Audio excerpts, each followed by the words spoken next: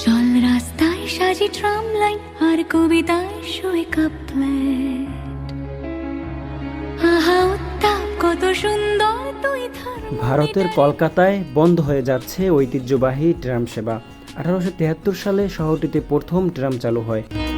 150 বছরেরও বেশি সময় ধরে কলকাতার বাসিন্দারা ট্রামে চলাচল করছেন।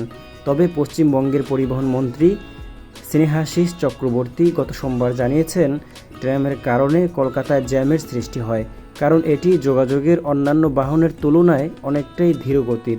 এজন্য এটি বন্ধ করে দেওয়া হবে।